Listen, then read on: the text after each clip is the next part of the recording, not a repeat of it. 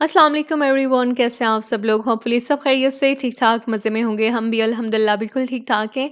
आज का जो व्लॉग है ये है मेरी बेटी के बर्थडे से 1 दिन पहले का। मैंने बर्थडे से पहले क्या-क्या तैयारियाँ करके रखी थी, सारी रेसिपीज़ आप लोगों के साथ शेयर करूँगी और जितनी भी रेसिपीज़ हैं ये मैं स्टेप बाय स्टेप शेयर करने वाली हूँ ताकि आने वाले बर्थडे पे आप लोगों के लिए आसानी हो और सारी रेसिपीज़ आप लोगों को पहले से पता हो। बाहर से मैंने कुछ भी नहीं मँगवाया, सब कुछ मैंने घर पे बनाया हुआ है।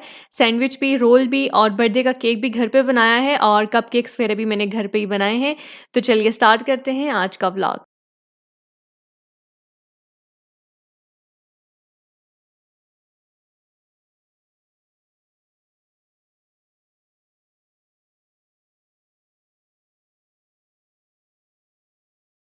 अच्छा, यहाँ पे सबसे पहले मैं बना रही थी सैंडविच और सैंडविच बनाने से पहले यहाँ पे ना मैंने कहा मक्खियों का कोई बंदोबस्त कर लूँ क्योंकि मक्खियों ने इतना कोई आजकल तंग किया हुआ है। इवन कि जहाँ पे मैं काम करती हूँ ना, जिस शेल्फ के ऊपर मैं काम कर रही होती हूँ, वहाँ पे मैं सर्फ वाला कपड़ा बहुत अच्छे से लगा के, बहुत अच्छे से सारी जगह क्लीन करके फिर अपना काम स्टार्ट करती हूँ। लेकिन फिर भी इक्का दुक्का मक्खी आ गई ना, मुझे बड़ा तंग करती है और फिर मुझे वीडियो एडिट करने में इतना मसला होता है, इतना टाइम लग जाता है मेरा। तो इसलिए मैंने सोचा पहले इसका बंदोबस्त कर लूँ। तो कल मैंने एक होम रेमेडी देखी थी कि अगर आप लेमन में थोड़े से लौंग रख देते हैं ना, तो उससे ऐसा होगा कि मक्खियाँ नहीं आएँगी। क्योंकि आज बहुत लंबा व्लॉग था और मेरे माइंड में था कि अगर इस तरह से मुझे मक्खी ने तंग किया ना, तो मैं काम करते हुए बहुत तंग हो जाऊँगी। तो यहाँ पे मैंने रखा था और इसने तकरीबन 40% तक काम किया था। तकरीबन आधे घंटे तक मक्खियाँ नहीं आई थी, लेकिन पता नहीं फिर शायद लौंग का असर ख़त्म हो गया था, क्या हो गया था कि फिर से मक्खियों ने आना शुरू कर दिया था। किसी के पास अगर इसका कोई सॉल्यूशन है या कुछ भी कोई स्प्रे वगैरह किसी को कुछ पता है तो प्लीज़ मुझे बताना है कि ये मक्खियाँ जो है ना मैं बहुत ज़्यादा तंग हो चुकी हूँ। इन्होंने मेरी सारी वीडियोज़ ख़राब कर ली हैं। अच्छा, यहाँ पे मैं सैंडविच बना रही थी और सैंडविच के लिए यहाँ पे मैंने खीरे ले लिए थे, साथ में बंद गोभी ले ली थी। यहाँ पे मैंने इनको चॉपर में डाल के अच्छे से चॉप कर लिया था दोनों चीज़ों को। अच्छा, यहाँ पे आज जो बर्थडे के लिए मैं चीज़ें बना रही हूँ ना, वो सारी बहुत आसान-आसान सी बना रही हूँ, जो मेरे लिए बनाना भी ईज़ी हो और मैं मुझे फिर वीडियो एडिट करते हुए भी मसला ना हो क्योंकि जब हम बहुत मुश्किल रेसिपीज़ में पड़ जाते हैं तो उसमें थकावट भी बहुत ज़्यादा हो जाती है और फिर बाद में एडिट करते हुए आप लोगों को हर चीज़ डिटेल में छोटी-छोटी चीज़ बतानी पड़ती है। तो इसलिए आज ईज़ी सी रेसिपीज़ हैं, अपनी आसानी के लिए मैंने बनाई हैं क्योंकि आप लोगों को पता है इस कंडीशन में इतनी देर तक खड़े रहना भी ठीक नहीं है। इवन कि मैं आज ही बेहतर फ़ील नहीं कर रही थी, मैंने फिर भी आज है ना वॉइस ओवर की है, वीडियो एडिट की है। तो ये जो रेसिपीज़ हैं ना, ये बहुत अच्छी हैं, आपके बच्चों के लंच बॉक्स के लिए भी ठीक रहेंगी अगर आप बना के रख रहे हैं और आपके ब्रेकफ़ास्ट के लिए भी ये सैंडविच बहुत अच्छे हैं। अच्छा, तो सैंडविच के लिए यहाँ पे मैंने खीरे और बंद गोभी को बहुत अच्छे से चॉप कर लिया था। जितनी शेप आपको दिख रही है ना, बस आपने इसी तरीके से इनको चॉप कर लेना है। अभी यहाँ पे मैंने ब्रेड ले लिए थे और ब्रेड के ऊपर ना मैंने केचअप लगा दिया था। केचअप आप केचअप और मेयोनीज़ को मिक्स करके लगाना चाहते हैं लगा दें, पिज़्ज़ा सॉस लगाना चाहते हैं लगा दें, जो भी आपको ईज़ी लग रहा है आप लगा दें। मैंने यहाँ पे केचअप लगा दिया था और सबके ऊपर केचअप लगा के इन ब्रेड स्लाइसेस को मैंने साइड पे रख दिया था और उनकी स्टफिंग रेडी कर ली थी।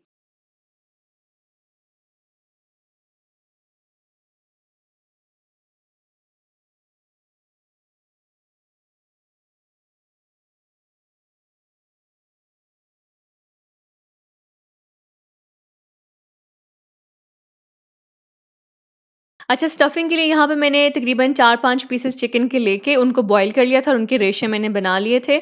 अब इसके अंदर जो है ना हम डाल देंगे बंद गोभी और खीरे जो मैंने पहले चॉप करके रखे थे वो सारे हम इसमें डालेंगे और साथ में कुछ मसाले डाल देंगे। नमक, कुटी हुई लाल मिर्च और काली मिर्च हम डालेंगे। तकरीबन 1/4 कप के करीब हम इसमें मेयोनीज़ डालेंगे ताकि जितनी भी स्टफिंग है इसकी बाइंडिंग अच्छे से हो जाए। बस इतना ही आपने मेयोनीज़ इसमें डालना है। अच्छा, मसालों में आप लोग अक्सर मुझे कहते हैं कि मसालों की क्वांटिटी भी बताया करें। तो मैं आपको गरम मसाला, धनिया पाउडर और ज़ीरा पाउडर इनकी क्वांटिटी आपको बता देती हूँ, लेकिन नमक, मिर्ची की क्वांटिटी मैं आपको नहीं बताती क्योंकि कुछ लोग कम खाते हैं, कुछ ज़्यादा खाते हैं, तो इसलिए मैं आप लोगों को बोलती होती हूँ कि जितने भी मसाले हैं, ये आप अपने टेस्ट के अकॉर्डिंग डाल दिया करें। तो यहाँ पे मैंने ना थोड़ी-सी ही कुटी लाल मिर्च और थोड़ी-सी ही काली मिर्च ली थी क्योंकि सैंडविच में इतनी ज़्यादा मिर्ची अच्छी नहीं लगती, तो बस थोड़ी-थोड़ी चीज़ें मैंने दोनों डाल दी थी।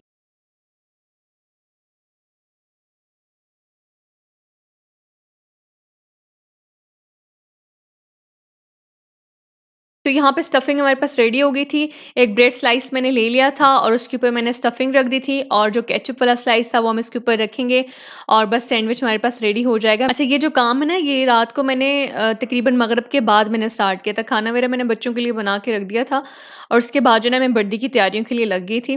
क्योंकि सुबह मेरे माइंड में था ना कि सुबह इतना ज़्यादा काम करके बंदा थक जाता है और बच्चों को उस तरीके से टाइम भी नहीं दे सकता और बस अब सारा दिन किचन में ही गुजर जाता है। तो इसलिए मैं चाह रही थी कि एटलीस्ट मेरा 70% तक काम जो है ना वो कंप्लीट हुआ वो। तो इसलिए जो है ना ये सारे काम मैंने रात को ख़त्म कर लिए थे।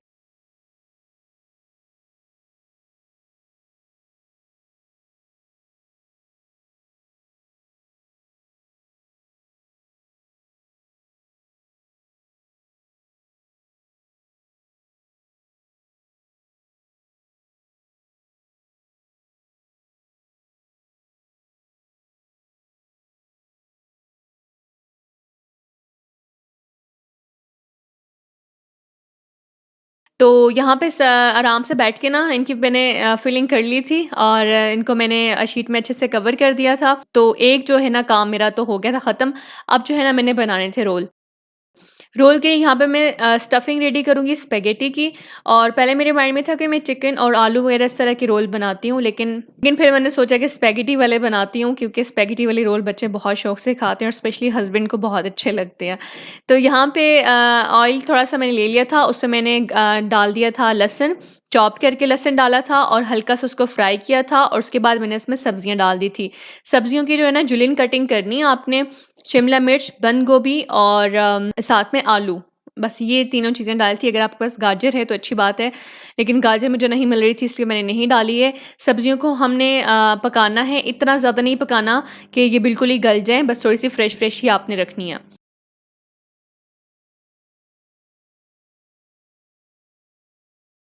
इसके बाद मैंने इसमें स्पेगेटी डाल दी थी और स्पेगेटी डालने के बाद जो है ना हम इसको अच्छे से मिक्स करेंगे। कोई भी मसाले जो है ना या कोई भी सॉस वगैरह भी मैंने नहीं डाले। मैं स्पेगेटी के बाद जो है ना सॉस और मसाले डालती हूँ क्योंकि फिर अगर सिंगल स्पेगेटी भी हम खा रहे हैं ना विदाउट वेजिटेबल या विदाउट मसाला, तो स्पेगेटी के साथ भी सॉस और मसाले एटलीस्ट लगे होने चाहिए। तो इसलिए मैं एंड में ही डालती हूँ। तो यहाँ पे तीनों सॉस मैंने डाल दिए थे। 2 चम्मच मैंने डाला था चिली सॉस, 1 चम्मच सोया सॉस और 1 चम्मच सिरका। थोड़ा-सा मैंने इसमें डाला था नमक, हाफ़ टी स्पून कुटी हुई लाल मिर्च, 1/4 टीस्पून ज़ीरा पाउडर और उसके बाद जो है ना मैंने इसमें हाफ़ टी स्पून काली मिर्च भी डाल दी थी। मसाले फिर वही बात है, अपनी मर्ज़ी से डाल रहे हैं, जितनी आपको स्पाइसीनेस पसंद है ना बस आप उतने ही मसाले आप इसमें रखें। अच्छे से हम इसको मिक्स करेंगे और बस इतना रखना है कि इसमें कोई भी आपको सॉस या पानी वगैरह ना दिखे। ड्राई ड्राई सी स्टफिंग होनी चाहिए हमारे पास।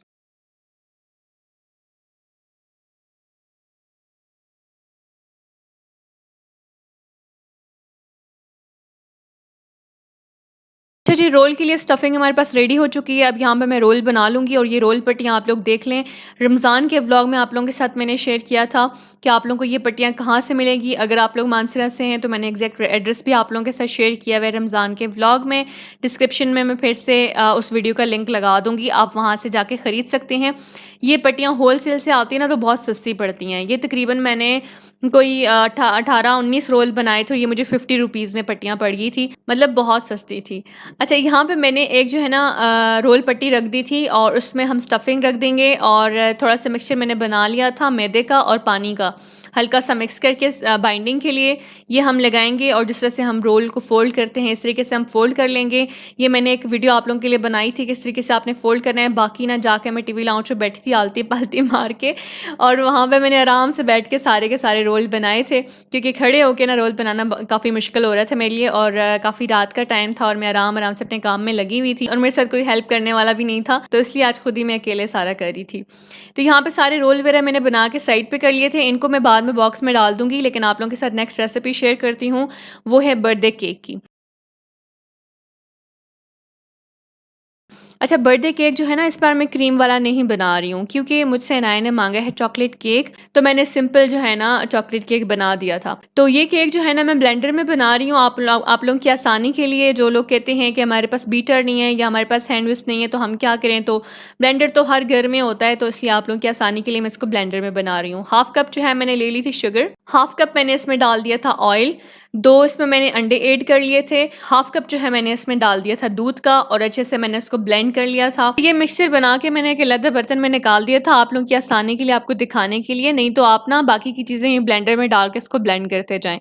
अच्छा, इसके बाद मैंने इसमें 1 कप मैदा डाल दिया था और ग्रेजुअली हम डालेंगे, थोड़ा-थोड़ा मैदा डालते जाएँगे और मिक्स करते जाएँगे, बीट करते जाएँगे। अगर आप ब्लेंडर में बनाएँगे ना तो आपने वहाँ पे भी ऐसे ही करना है, थोड़ा-सा मैदा डालना है और फिर इसको ब्लेंड कर लेना है, फिर मैदा डालना है, फिर ब्लेंड करना है। उसके बाद मैंने इसमें 1 टीस्पून बेकिंग पाउडर डाल दिया था और 4 चम्मच मैंने इसमें डाल दिए थे कोको पाउडर के और बहुत अच्छे से इसको दोबारा से मैंने मिक्स कर लिया था। साथ में ही मैंने वैनिला एसेंस भी डाला था। वैनिला एसेंस की वीडियो इसमें शूट नहीं हो सकी, लेकिन आपने हर हाल में इसमें डालना है वैनिला एसेंस।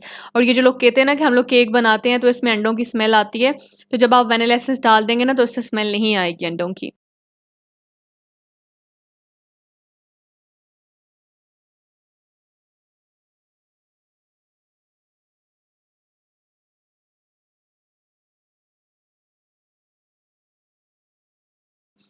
मिक्सचर हमारे पास जो है ना वो रेडी हो गया है। अभी मैं इसको केक मोल्ड में ट्रांसफ़र कर दूँगी और इसको मैं ओवन में बेक कर रही हूँ। 180 डिग्री पे हम इसको बेक करेंगे 30 टू 35 मिनट्स के लिए और ओवन को तकरीबन मैंने 5 से 6 मिनट के लिए प्री हीट कर लिया था।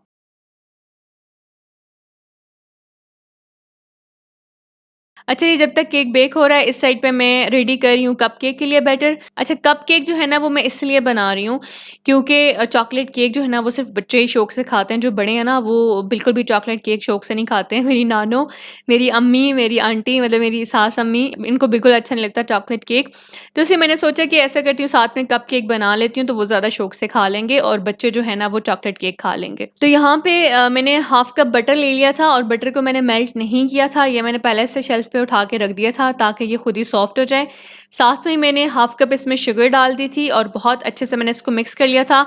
शुगर आपने ब्लेंड करके डालनी है, उसको ग्राइंड करके डालना है, पाउडर बना लेना है, इससे बहुत सॉफ्ट सा और बहुत फ्लफ़ी सा आपके पास मिक्सचर रेडी होगा। इसके साथ ही मैंने इसमें 3 अंडे 1 बाय 1 ऐड कर लिए थे। 1 अंडा मैंने ऐड किया था और फिर से बीट किया था, फिर 1 अंडा ऐड किया था, फिर से बीट किया था और एंड में दोबारा से 1 अंडा डाल के बीट कर लिया था। आपने ध्यान रखना है तीनों अंडे इकट्ठे नहीं डालने हैं।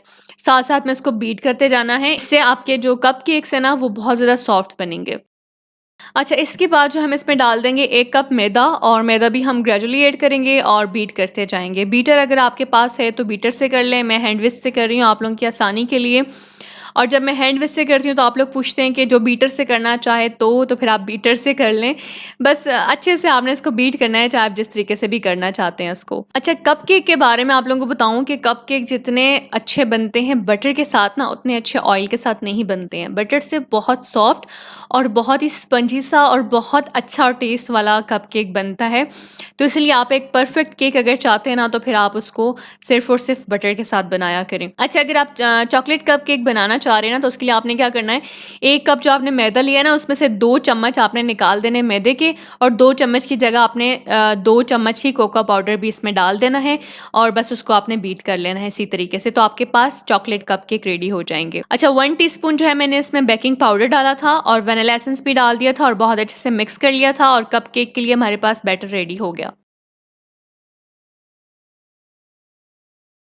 यहाँ पे मैंने कपकेक्स के ट्रे ले लिए थे और उसमें मैंने जो है ना कपकेक के जो कवर होते हैं, कपकेक का शीट्स जो होती हैं वो मैंने रख दी थी और ये मुझे मानसरा से बहुत मुश्किल से मिल रही थी। हर शॉप से मैं पता करी थी, मुझे नहीं मिल रही थी।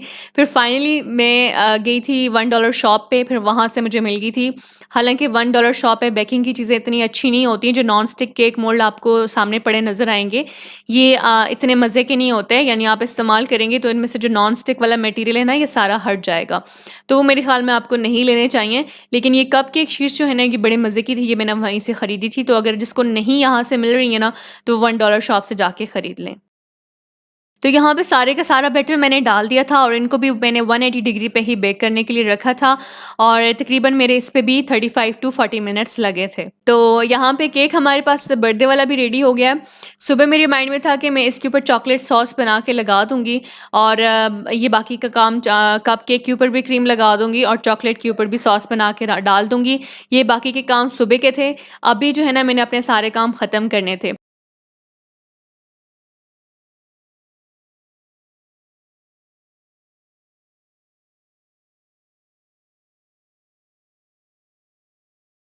यहाँ पे कपकेक्स भी देख लें, बहुत मज़े के बेक होके आए हैं और ये इतने स्पॉन्जी, इतने मज़े के बन रहे थे कि मेरा दिल चाह रहा था कि मैं भी एक खा लूँ, लेकिन मैंने कहा नहीं, ये मेरी काउंटिंग ख़राब हो जाएगी।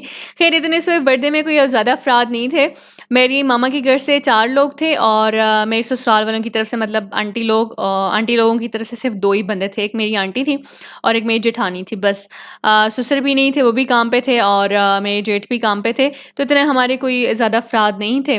तो मतलब 6 बंदे जो ना वो बाहर के थे, बाकी हम लोग घर के ही थे। तो यहाँ पे अभी अल्हम्दुलिल्लाह सारी चीज़ें मेरी रेडी हो गई थी और मैं बहुत सुकून से रात को सो गई थी कि चलो एटलीस्ट मेरा बाकी का काम हो गया। और अनम भी आई हुई है इन दिनों, तो सुबह बर्थडे पे अनम भी मेरी हेल्प कर लेगी और लाइबा भी कर लेगी और तानिया भी है, मेरी जो जेठानी है वो भी। तो इसलिए सुबह मुझ पे इतना बर्डन नहीं होगा, क्योंकि ऑलरेडी जो काम उनको नहीं आते वो मैं पहले से करके रख चुकी हुई हूँ, के लिए आसानी हो जाएगी। सुबह जस्ट उनको रोल फ्राई करने होंगे और अनम पास्ता बहुत अच्छा बनाती है, तो मेरे माइंड में था कि सुबह इसको बोलूँगी वो पास्ता बना दे। तो अभी सारी चीज़ें मैंने कवर करके रख दी थी। केक को मैंने शीट कर लिया था क्योंकि उसको मैं फ्रिज में रख रही थी और मैं चाह रही थी कि ये इसी तरीके से सॉफ्ट ही रहे। कपकेक्स के ऊपर भी मैंने शीट्स लगा दी थी और बाकी के जो रोल और सैंडविच वगैरह था, ये दोनों मैंने लेदर बॉक्स में डाल के रख दिए थे फ्रिज में।